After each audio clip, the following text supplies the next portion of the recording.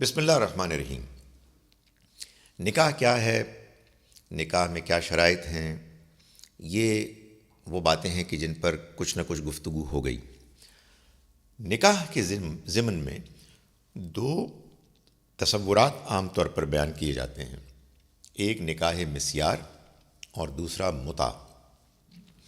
مسیار عام طور پر اس نکاح کے لیے استعمال کیا جاتا ہے لفظ کہ جس میں شوہر یا بیوی، بالخصوص بیوی، نکاح کے موقع پر اپنی بعض شرائط کو کم کر دیتی ہے یا اس سے دستبردار ہو جاتی ہے۔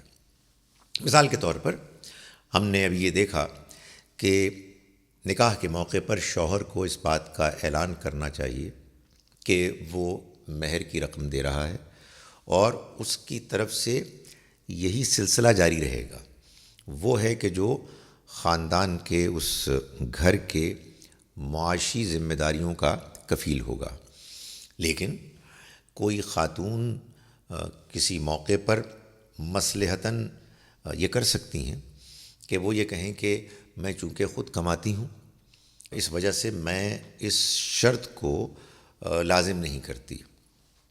یہ تو بالکل ٹھیک ہے، لیکن کیا ایسا بھی ہو سکتا ہے کہ کوئی خاتون یہ کہے کہ میں نکاح کر رہی ہوں لیکن اگر کل کو میرے شوہر کا انتقال ہو تو میں اس کے وراثت میں شریک نہیں ہوں گی، یا اگر میرے ہاں اولاد ہو تو میری اولاد وارث نہیں بنے گی، یا یہ کہ میرے ہاں اولاد نہیں ہوگی۔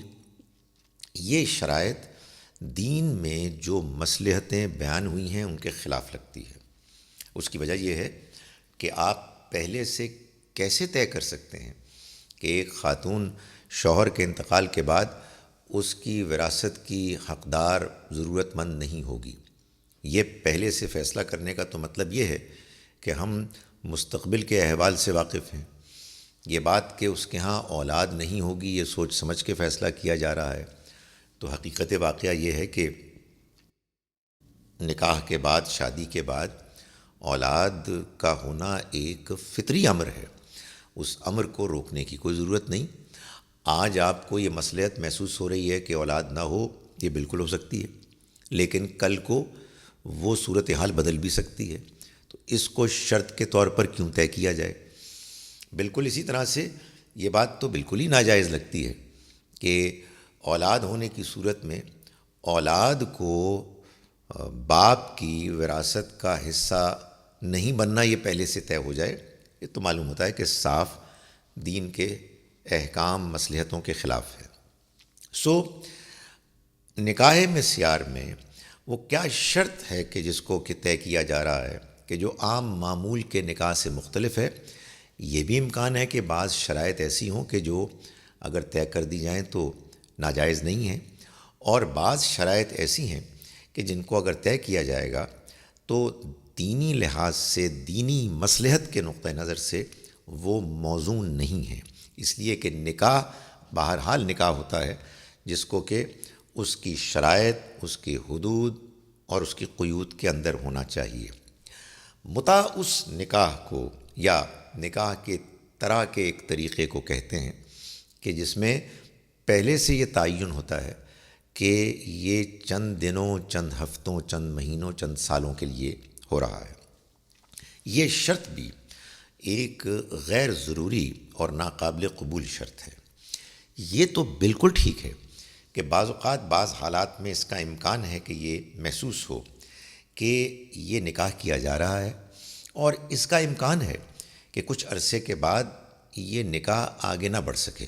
مثال کے طور پر دو طالب علم کسی غیر ملک میں جا کے پڑھ رہے ہیں، طالب علمی کے دور سے گزر رہے ہیں، وہ محسوس کرتے ہیں کہ ان کے لیے نکاح کرنا ضروری ہے، اور وہ یہ بھی محسوس کرتے ہیں کہ یہ تعلیم کے دور کے ختم ہونے کے بعد شاید نہ چل سکے، تو وہ نکاح کریں گے اور یہ طے کریں گے کہ جب وہ وقت آئے گا تو وہ فیصلہ کریں گے کہ انہیں مزید آگے بڑھنا ہے یا نہیں۔ لیکن پہلے سے شرط کے طور پر یہ طے ہو جائے کہ آپ کا یہ نکاح 2 دن کے لیے ہے یا 10 دن کے لیے ہے یا 2 مہینوں کے لیے ہے، یہ نکاح کی ان شرائط کے خلاف ہے کہ جو ہمارے دین میں بیان کی گئی ہیں۔